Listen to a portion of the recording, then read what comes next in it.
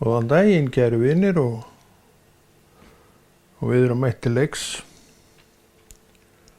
og alvöru. Bæði grín og alvara, með ekki.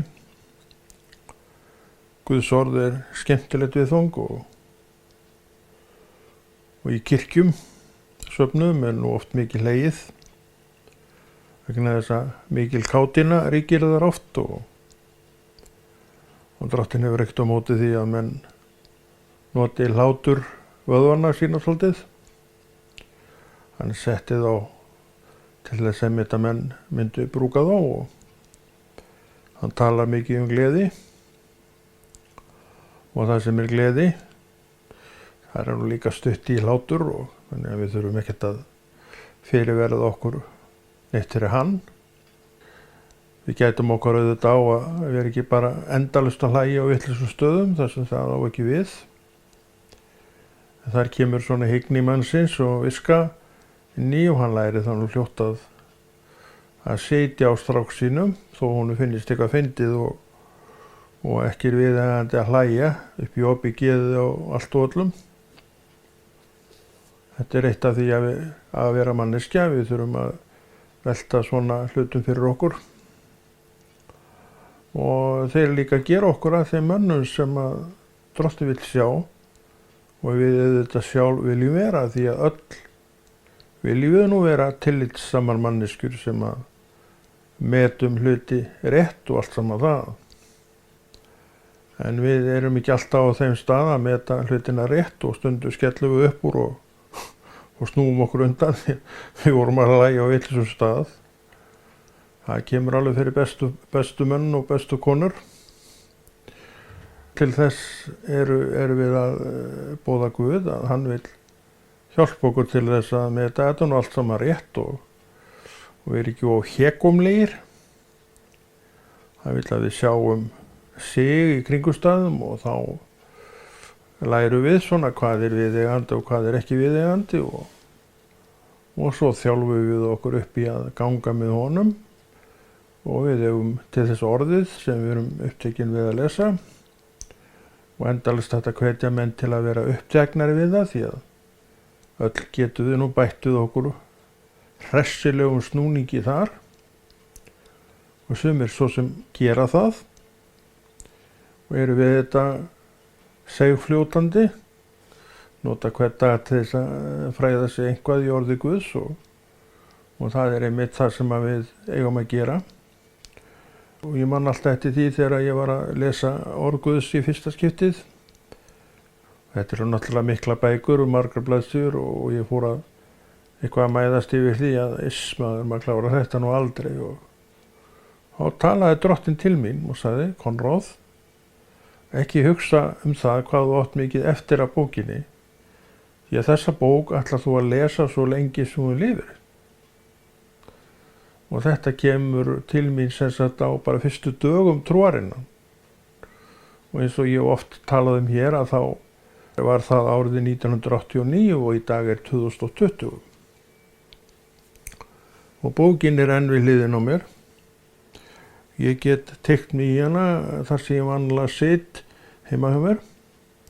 Þannig að hún ekki mjög langt frá mér og ef ég fer eitthvað sem nú ekki mikið að maður geri, þá næsta víst að hún fer með mér. Eina bókin sem að ég myndi fara með, hún eitthvað fyrir mig til þess að rýna í og pæla í og vera undir. Og það einmitt það sem ég vil. Ég vil vera undir þessari bók og leyfa henni að fóðra mig og fræða mig vegna þess að hún til þess. Og svo náttúrulega hefur þetta líka áhrif og það heitir köllun og köllunin þessi svona númer 1, 3 og 4 hjá öllum. Þó köllunin sé að sumuleyti sérsniðin, hún það. Þá köllun allra, hvort sem mín að þín að boða Krist, segja frá Kristi með þeim aðferðum sem Drottinn býður. Sumir eru hreinir trúboðar. Og þeir þó bara í sinni köllun þegar þeir eru að boða trú. En annar köllun liggur í öðru. liggur í alls konar verkum öðrum, því að þetta þarf að mynda saman eina heild. Til að mynda kristilegt starf byggir ekki á einhverju einu, þú veist það, og það er reyndar ekkert starf sem byggir á einhverju einu. Þetta eru margþættir angar og þræðir sem tengja saman við eina heild, og þetta er einmitt það sem að köllunin gerir. Hún tengir okkur saman við Krist með sínum hætti. Ég geri mitt í minni köllun, þú gerir þitt í þinni köllun, og þær geta verið og eru líklega, geta alveg verið af sitt hvoru meiði og tægi. En það er líka allt í lagi. Þannig myndast breidd og þannig koma þræðir sem tengjast í þennan eina sem er Jesús. Þannig að við sjáum að hvert og eitt okkar er að vinna sama markmiði. Koma út boðskapnum, vera undir afli boðskaparins og svo framvegis. Þetta er það sem að okkur er uppálagt að gera. Þetta er það sem að hann frelsaði okkur til að gera, og hann segir, eins og sagði við mig, og ég veit að þú tekur undir það, ekki mæðast yfir því, Konráð minn, hvað þú eigir eftir mikið að lesa og þú munir aldrei klára þessa bók, því að þú munt lesa hana svo lengi sem þú lifir. Og þessi orð hans hafa algjörlega staðist, og ég man eftir því að mér fannst þetta svo mikil viska í þessu. Og ég viðurkenndi það strax að auðvitað er það þannig. Auðvitað ætla ég að lesa þessa bók svo lengi sem ég lifi, því að þetta er Guðs orð. Það er hvergi nema þarna. Og þetta er það sem að trúin mín vill viðra við mig. Og hún hvetur mig til að viðra þetta við aðra. Og það er einmitt það sem við erum alltaf að gera. Við erum að viðra það sem Drottinn hefur að segja við okkur sjálf, því að við þurfum jafn mikið á því að halda á aðrir, og að því að við erum í þeirri stöðu að við getum talað til mann og kvenna, þá gerum við það. Við erum ekki uppteknir við eitthvað annað. Við erum bara í þessu. Sumir eru uppteknir við eitthvað annað, kannski hégómlega þætti, og gefa sér aldrei tíma til að vinna neitt í þágu lifandi Guðs, sem að allt í þeim reyndar slær til. Þetta er svona skipulagsleysi á okkur allt og mörgum, að í þessa átt sem snýr að Guði, og er eðlilegt, því að við erum, þó við séum frelsaða manneski, þó erum við af föllnu eðli. Og hver getur ekki tekið undir það sem hefur átt að sjá allir þessu slagsmálum í sér sjálfum. Langt síðan ég sá þetta og gerði mig fulla grein fyrir að svona væri þetta og ekkert öðruvísi. Það er ekki áfellisdómur fyrir hvorki mig að þig að meðtaka sannleikann. Og við erum hér að frambera sannleikann. Við erum hér að útbúa efni sem er sannleikur, ekki okkar sannleikur, og þú þakka fyrir það auðvitað að svo er ekki, heldur er þetta sannleikur af örum lifandi Guðs.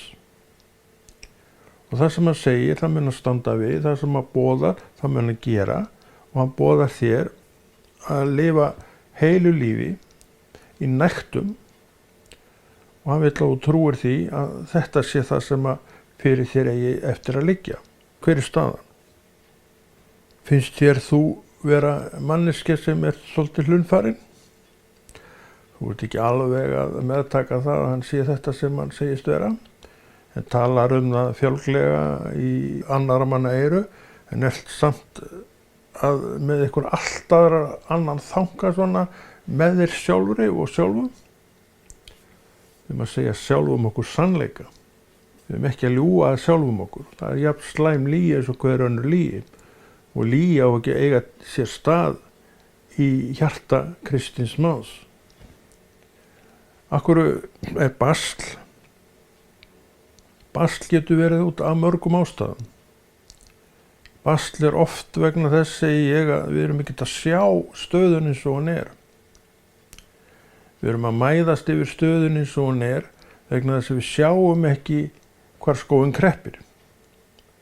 Og meira að segja er þetta nú svo slæmt stundum að við getum verið hindrun fyrir Guð að komast að okkur Við höfum einhvern veginn tilhneigingu til þess, allt og mörg af okkur, það svona ákveðin viska að sjá þetta. Við erum alltaf að benda á aðra, að þeir sé að þvælast fyrir okkur, þeir sé að hindra okkur. En við tökum aldrei Guð inn í myndina, býtu, Guð að tala eitthvað? Það bara alveg dottið út úr orðabók sums fólks.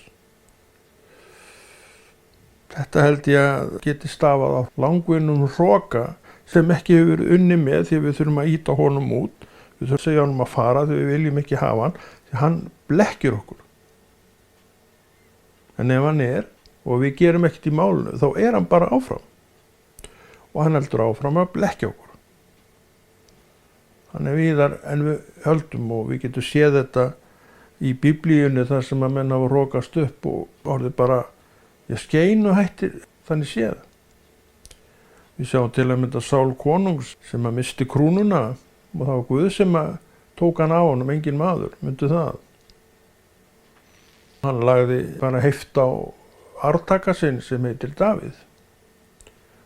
Hann var krýndur, smurður til konungs, en við gleymum því alltaf að þessi menn voru ekkert að biðja þetta. Það kemur þarna Samúel, var hann ekki? Jú, Samúel. Kemur til föður Davíðs. Með það erindi, hann sé komin hérna til að smyrja einn hans svona til konungs, embætti konungs. Og faðirinn náttúrulega alveg svoleiðis upp með sér að strákarnir sínir séu nú að vera konungar, einhver af þeim. Þetta voru stæltir og myndalegi menn og sem sátu þarna við borðið hjá hann og voru ekki sjöfað ekki. Og Samúel var Guðsmaður og hann vissi að hann átti að smyrja einhvern af þessum menn og hann lítur yfir hópinn og sér, heyri, það enginn af þessu. Og svo snýr hann sér að föðurnum og segir, heyrðu, áttu ekki fleiri? Þetta allir strákarnir þínir? Hann dró nú við sér svarið, já, það nú eitt þarna, menn alltaf að væflast þarna út í haga að geta kynda. Trúið nú ekki það sé hann, en það var einmitt hann. Þetta svona mynd af því að við erum ekkert að sjá það sem Guð að sjá. Við horfum á útlit mannsins, sterkir og stæltir menn, en Guð horfur á hjartað. Hann sá í hjarta drottninni Davíðs allt sem hann vildi sjá í manni. Sál aftur á móti, þetta var gjörfulegu maður og myndalegu maður og velvaxinn upp og niður og allt saman það. Og fólki hreifst á honum, glæsileika hans og allt saman. En hann brást á leiðinni því að hann var heigull kallinn, ég held að það verður nú bara að segjast eins og að í hjarta sínu var hann svo dill heigull. Og hann sýnir það þegar hann bregst drottni, þegar mennirnir sem voru með honum, hann kom hann inn í einhverja borg og átti bara að drepa allt sem var þar, bæði menn og fínað. Og gerði það, nema skildi einhvern part af hjörðinni eftir fyrir sig og ef ég man þetta rétt þá höfðu mennirnir sem voru með hann svona farið þess að leitið hann að þeir fengi nú að taka eitthvað af þessu skepnu með sér. En það var alveg bannað og þar með brást hann Guði. Og þess vegna segi það að Sál hefur verið svona svolítill heigull í sér. Þess að það lætur undan mönnunum, en hann konungurinn. Við erum aðtúa það. Og hann átti að skipa. Og mönnum, að því hann var konungurinn, var gert að lúta vilja hans. En það snýrist þarna við, ef ég skil þetta rétt, og þeir sem sagt bara hafa áhrif á kallinn. Og þetta segir okkur líka það er hægt að hafa áhrif á allt fólk. Það er ekki til svo öflug manneskja að ekki sé hægt að hafa áhrif á hana með þeim orðum sem við notum. Og Samúel kemur þarna inn í þetta og hann byrjar á því að spyrja Sál, blessaðan kallinn, og byrju, hvað ég að heyra hérna? Jarm í kindum og baul í kúm. Og svo snýr hann sér að hann og spyr, gerður ekki vilja Guðs? Og hann fer þó að afsaka sig með þessu að hann hafi orðið að skilja þarna eitthvað eftir af þessum féð. Þetta voru fallegt fé og þeir vel geta nýtt sér þessar skepnur. En bara Samúel bara fórnar höndum að hvað ertu að gera? Hvers tilburðir eru nú þetta hjá þér, Sál? Gæti hann hafa sagt eitthvað í þeim dúr? Gekk hann ekki bara í það verk að farga þessum blessuðu skepnum og þar með hann dottinn úr áliti hjá Guði, Sál. En hann konungur í mörg ár eftir þetta og maður skilur ekki alveg hvernig Drottinn vinnur alltaf. En hvort það eftir þetta, það lítur nú eiginlega að vera eftir þetta, þá fer hann að fyrirmælum Drottins, Samúel, til föður Davíðs. Og þar eru þessir elvuldu fallegu ungu menn við borðið, með einn að gæta sauða og spila á hörpu og lofa Guðsinn með söngnum og hörpuleiknum. En þeir sem voru heima, ekki þar með að þeim hafi neitt verið nöpið Davíð, ég trúi því nú ekki, þeir hafðu nú ekki mikla trú á honum. Þeir fannst hann bara vera óskup mikill sveimhugi. Einhver bara strákur sem væri þarna upptekinn við, eitthvað sem þeir höfðu engan áhuga fyrir, alveg greinilegt, og höfðu þar að leiðandi svona, það verður ekki aldrei neitt úr þessum gutta, sögðu þeir kannski. Það kemur alveg í ljós þegar Samúel kemur og hann spyr við, þetta allir drengirnir? Já, það nú eitt þarna út í haga, þú hefur nú svolítið engan áhuga að vera á honum. Nákvæmlega, það sem hann var að leita að.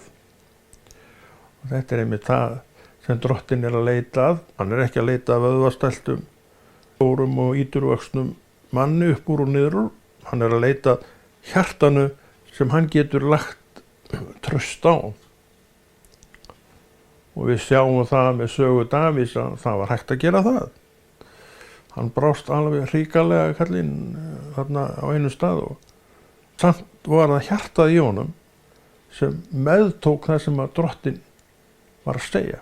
Og það gerist í gegnum spámanninn sem að kemur, býr til sögu ríkan mann sem átti mikið að fé og öllu og annan sem átti bara eina gimbur sem hann elskaði af öllu sínu hjarta. Og þessi ríki maður með allt af öllu tók frá þessum fátæka manni. Davíð, við munum söguna, hann brást nú heldur betur illa við.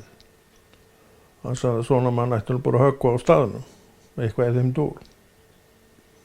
Og kemur spámaðurinn, bendir á Davíð og segir, þú ert maðurinn. Og það bara rifjast allt upp fyrir honum, Davíð, hvað hann hafði gert. Við sjáum að það hann hefur að vera algjörlega lokaði fyrir þessu. Þetta var bara leyndarmál hans og Betsöbu.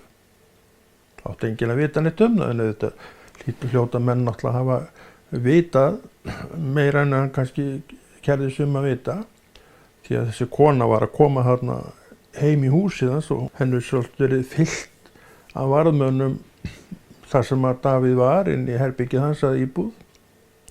Þannig það var óbyggilega margir auðvitað vita af þessu. En svona með honum sjálfum var átt enginn og vissi þetta enginn.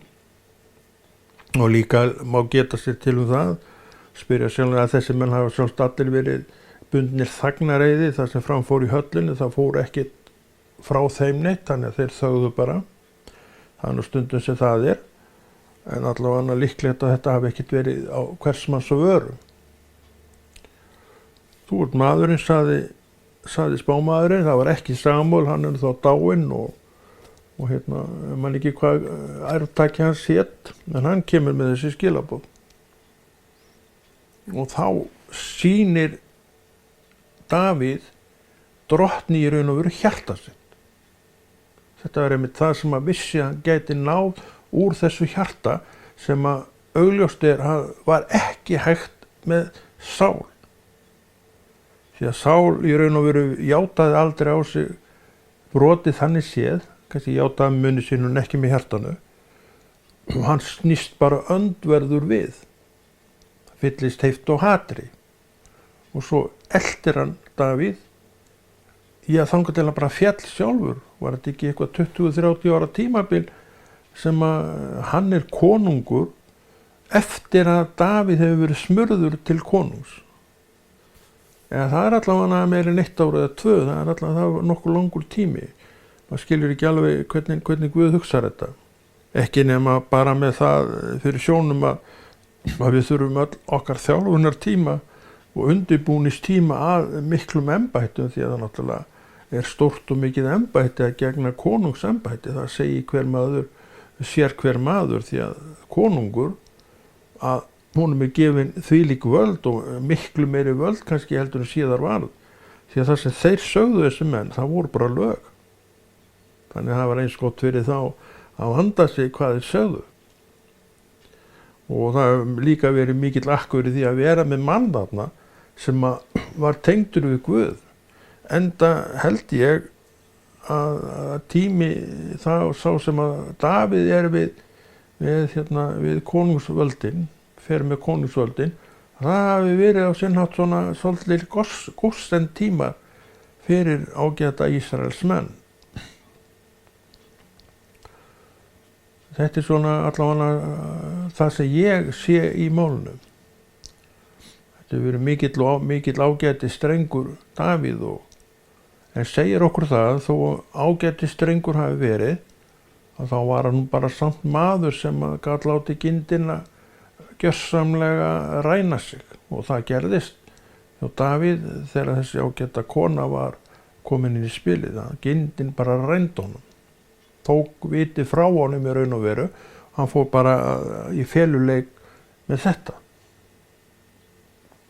En hefði kannski átt að vita að Guð sér, en það alveg greinilega komin upp veggur á milli Guðs og milli Davíðs og Guðs, ekki á milli Guðs og Davíð, því hann reisir engan vegg gagnvart manninum og mun aldrei gera. Ef veggur rís, þá var það alltaf mannsins megin.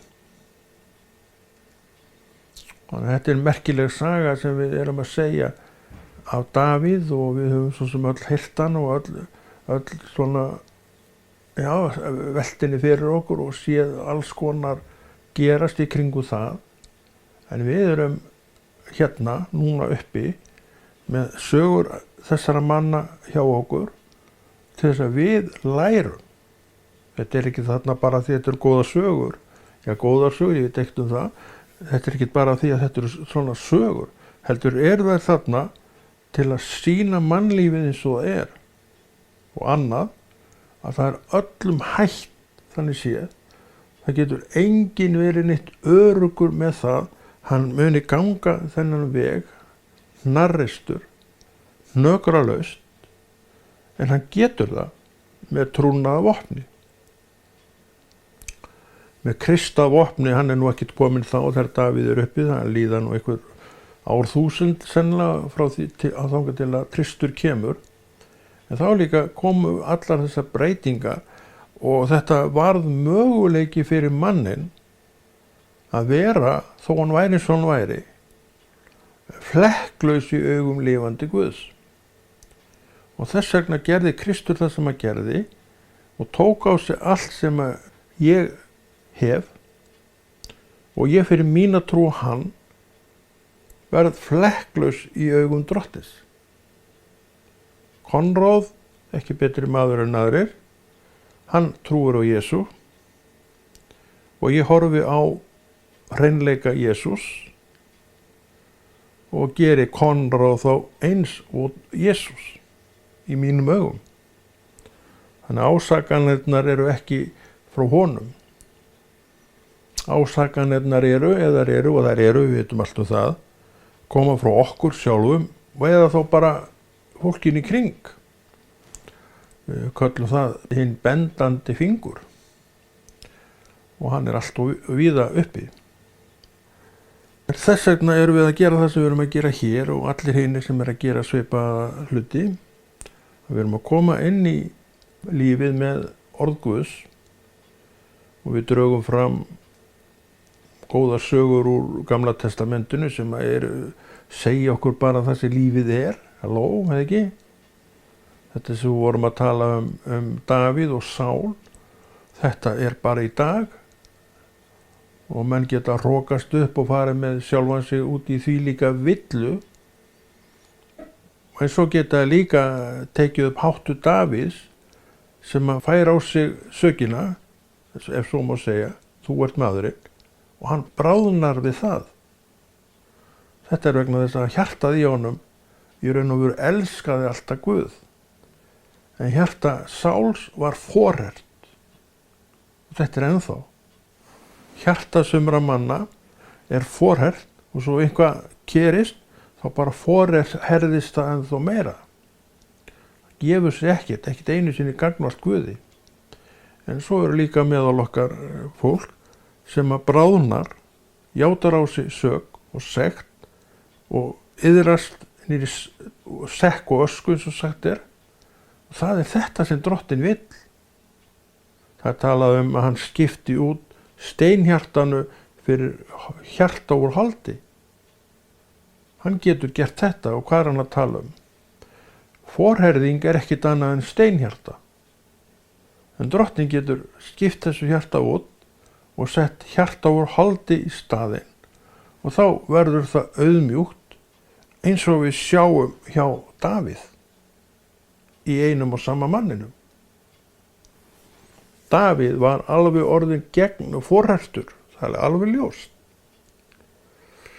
En hann sá að sér þegar hann fékk frá Guði það sem hann þurfti og hann vissi að þetta var ekki það leyndarmál sem hann hafði haldið að væri. Þá náttúrulega laukst upp fyrir honum allt það sem Guð hafði talað við hann og hver Guð væri í raun og veru, þá laukst það allt saman upp fyrir honum þarna. Þetta er það sem að Drottinn vill.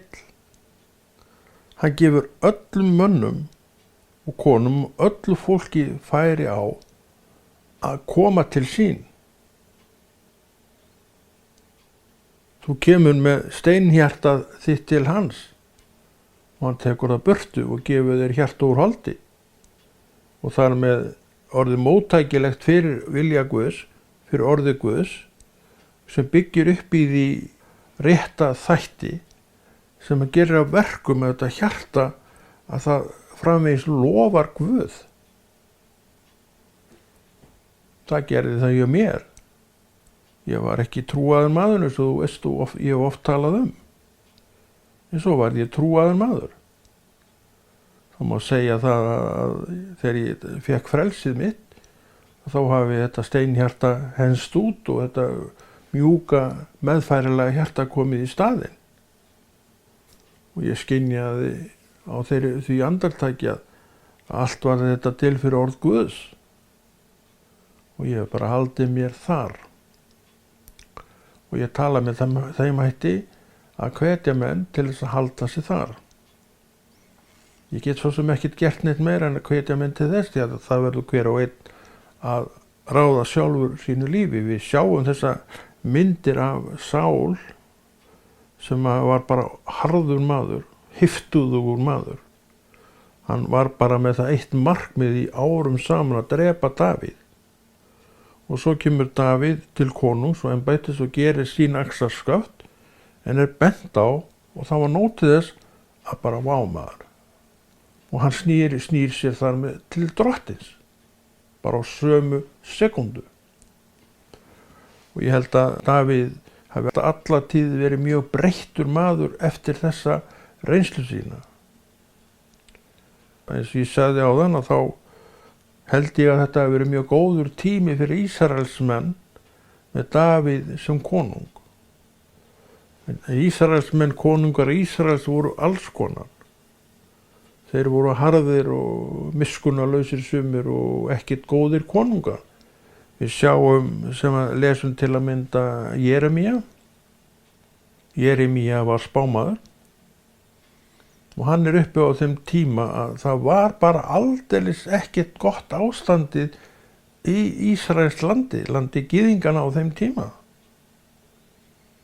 Þetta voru menn sem bara héldu sínu fram. Og það var ekki lifandi leið fyrir Drottinn að koma stað með sitt fólk til þess að leiðbeina þessu mönnum. Þeir bara tóku ekkert við því. Þeir voru bara lokaði. Þetta er þessi forherðing sem að grípur menn. Þetta er þetta harða hjarta sem er í mönnum, að þeir taka ekki leiðréttingu frá hæðum. Þarna kemur líka fram þessi þolinmæði Drottins og hvernig hann getur notað menn, og það var ekki góð vist hjá Jeremíu. Þeir börðu hann og ég veit ekki hvað og hendu honum í fangelsi og út af því að hann var að segja það sem Drottinn vildi að hann segði. Þetta er líka mynda köllun manns sem þú víkur þér ekkert undan. Hversu oft skildi Jeremíu ekki hafa vilja hlaupa frá sinni köllun, en hvernig nátti hann að gera það? Hann gat það ekki. Eins og með þína köllun og mína, við getum ekkert hlaupið frá okkar köllun. Og þess vegna erum við líka að tala Guðs orð, kenna Guðs orð og árétta Guðs orð, af því til þess að við vitum að sumt er bara með okkur. Við komumst ekki hjá því að vinna það. Og ef við tökum þessu rétt, þá líka gerir það okkur hellingsgagn. Við verðum róleg, við verðum sátt, við segjum við sjálfu okkur og kannski aðra að þetta er bara svona, ég tekst bara á við þetta eins og þetta er. Þá erum við komin á allt annan stað með okkur sjálf. Stað sem að Drottinn hefur alltaf vilja að hafa okkur á. Sál var ekki þessi maður sem að gerði þetta, en Davíð hins vegar gerði þetta. Hann braut af sér og svo var hann bent á og það nægði til þess að hann rópaði bara upp til Guðs: fyrirgefðu mér Drottinn það sem ég hef gert. Það er ekkert allir sem gera það. Menn, konungarnir og valdsmennirnir á tíma Jeremíu gerðu það ekki. Þeir voru bara búnir að gera Jeremíu greiða sínum að skæðast á eina óvinni. Eins og einhver sagði, hann gerir ekkert nema að skamma mig. En Jeremíu var ekkert að skamma neitt, hann var bara sendur af Guði, en þeir sá ekki Guði í gegnum þetta allt saman. Og það er nú stundum vandinn í okkur að við erum ekkert að sjá Guði í gegnum þetta allt saman. Hann er að vinna eins. Ef hann er ekki til mannsins eða konunnar, þá mun að senda fólk til viðkomandi sem vil gefa öllum séns á að koma tilbaka.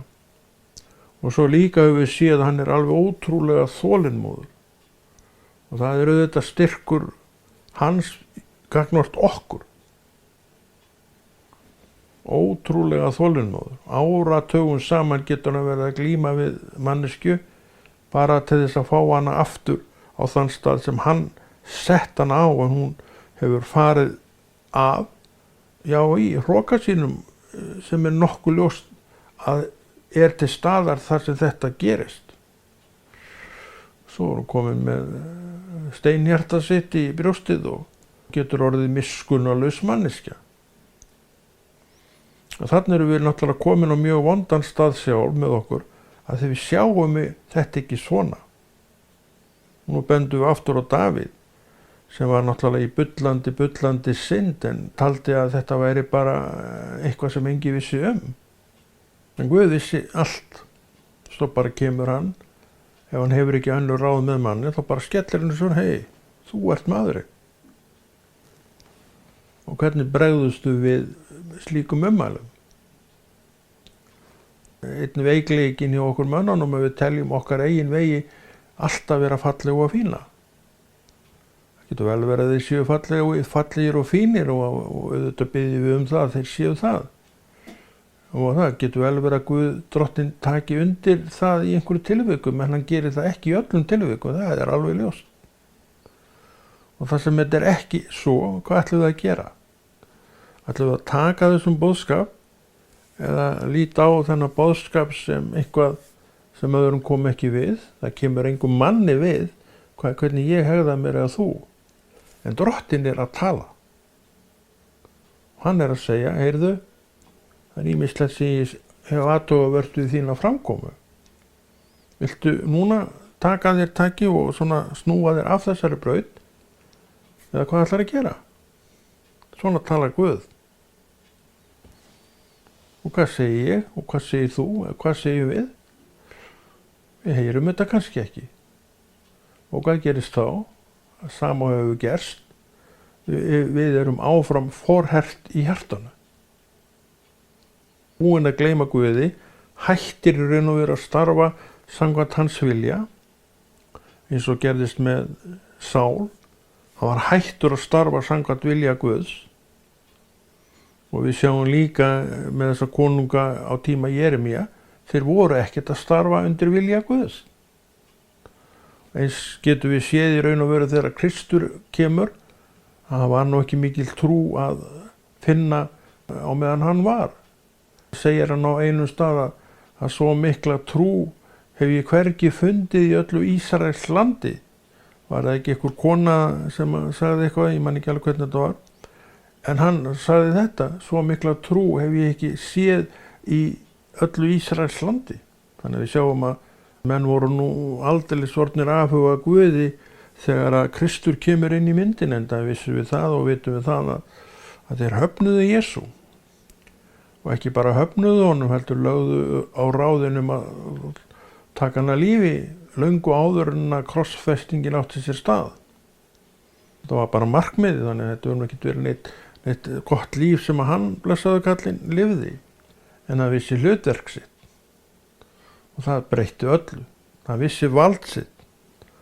Það breytti öllu, hann segir einu stað, það taki engi líf sitt, heldur mun hann gefa það sjálfur, sem sagt, þetta er mynd af því að hann valdi dagsetninguna. Þangað til hann valdi dagsetninguna, gátu þeir ekkert komist að honum til þess að lífláta hann. En svo kom dagsetningin, sem var þó samstillt við Guð, og þá líka opnaðist leiðin. Og hann fór upp á krossin. En þetta var allt í plani Drottins, lifandi Guðs. Þetta átti að verða svona, því hann var allan tíman að horfa á mig. Segðu þetta með mér. Hann var allan tíman að horfa á mig. Og ég í dag lít vilja Guðs og geri það í þakklæti. Ef ég geri það ekki í þakklæti, þá get ég bara skammast mín. Þegar maður horfir á þetta mikla verk sem að þessi einstaklingur vann, einmitt til þess að ég liti honum í þakklæti. Er það til of mikil smælst að ég, segðu þetta með mér, lúti vilja Guðs í þakklæti. Ég held að enginn okkar taki undir það. En ætli við segjum þetta ekki gott og Konráð Rúnar Friðfinnsson heldur þessu áfram, gerir fleiri svona hljóðmyndir, skemmtilegt verkefni og sjáum til hvernig næsti þáttur verður.